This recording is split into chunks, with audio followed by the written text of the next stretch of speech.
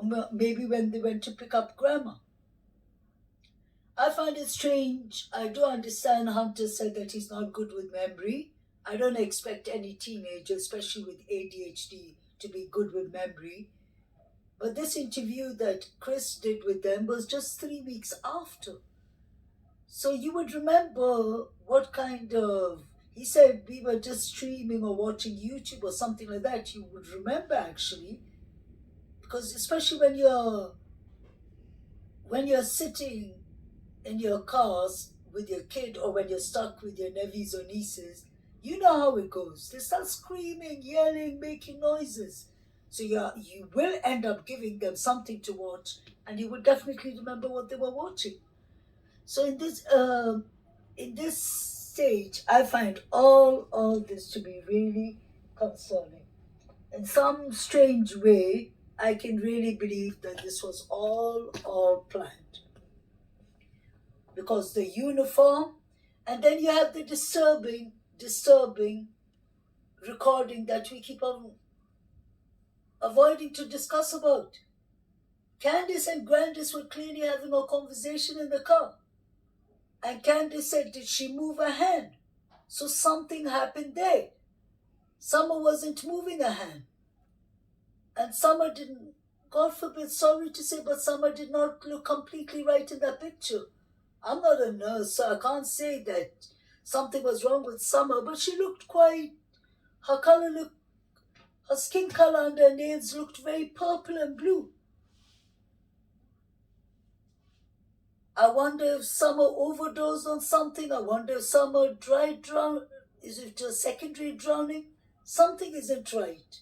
But something happened on that day. I don't believe that it happened earlier, honestly. It had to be that day. But the question is, did something happen that was beyond return? That they couldn't do anything to save Summer, that they decided to make it a cover up? Was it an accident? Or another thing which I really believe could, like Don said before, Candice made some bad friends. He said that was a mistake. So what kind of friends did Candice hang around with?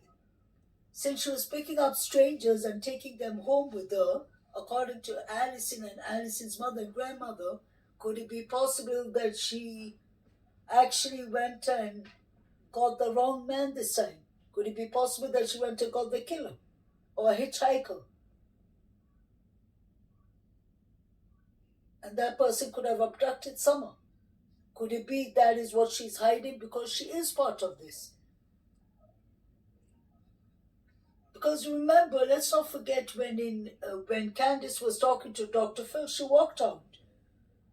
When it was mentioned about the cornbread mafia, which was interesting because I did a bit of research about the cornbread mafia. You see, hear about them before, but I remember always it was something to do with weed and such things, about people growing farms of weed and all.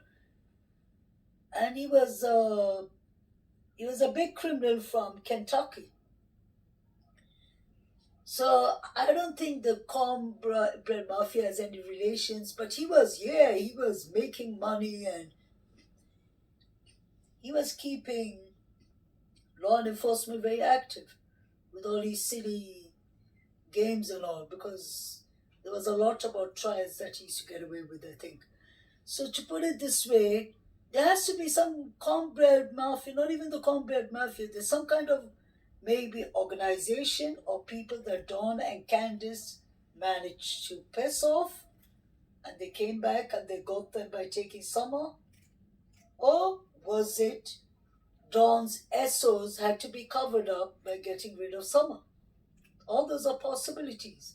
Could Summer have had an accident in the house with all that we can see on the clips of how the house looked and the state? Luckily, there was a Canon camera and the TV that was in the basement that was on I think the one that was working, or I don't know if it was another TV, was taken at once. I think it was the ones the boys were using. So luckily with modern technology, like they say, TVs record everything, the smart TVs. So let's hope that they get something, because I don't believe that TBI is just going to let it go like that. But I really wanted to discuss this part. I am really sorry to say, but I have to point it out clearly. CPS went and put on a gag order on this case because they didn't do their job right. This is past Summer Moon Utawels.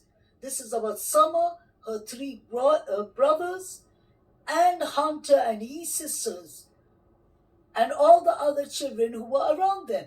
Because clearly, Allison's mother said that these children, or Allison's mother said that these children were being investigated, that Grandis was being investigated, and she wanted to fight with Allison's daughter, her 17-year-old daughter. The 17-year-old daughter wanted, threw a wig or something on her, or something. They had a fight basically.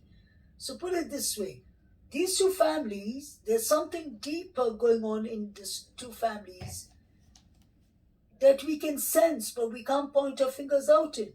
And if I saw Allison clearly coaching her son to say park, that shows he wasn't in the park. So what is the exact timeline? Was Hunter up in Ben Hill?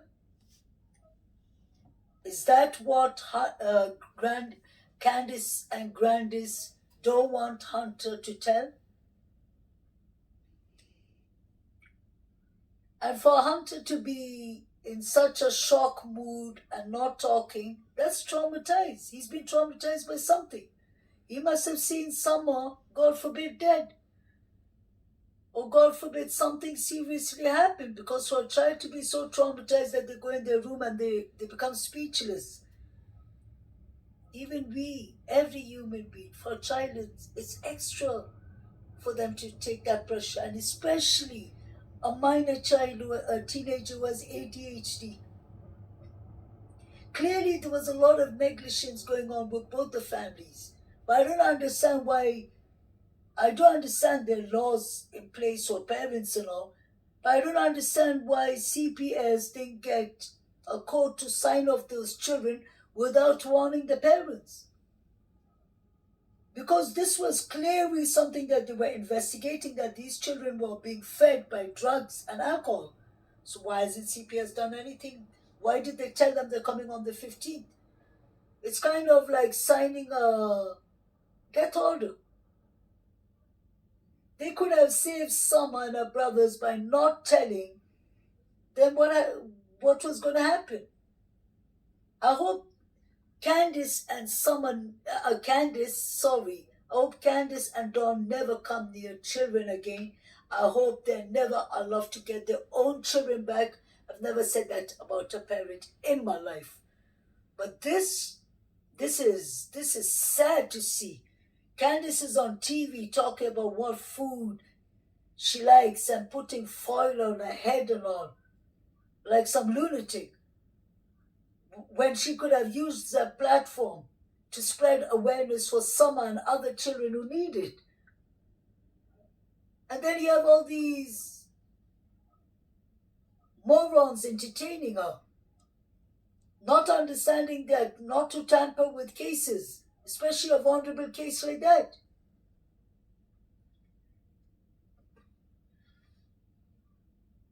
Robin said that when she came up to Ben Hill Road, the first thing she noticed is they all were there. Grandis was in despair. She said. Candice was in panic mode. Watch the interview with Robin again, please. I think that's an important interview. She explains a lot there. Panic mode. Panic is confusion. She even said the word confusion. What were you confused about, Candice? What is it that we're missing out? What were you confused about? If it was an accident, then we understand.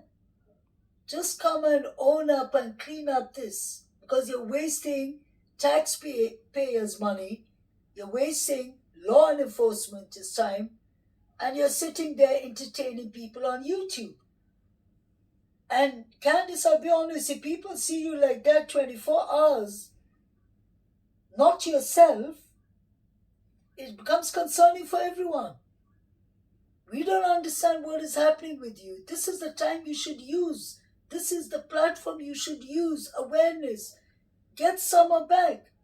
I don't see empathy. I don't see remorse. I don't see anyone crying for summer. I hope this all comes to an end. Guys, please like, share, and subscribe. Thank you very much.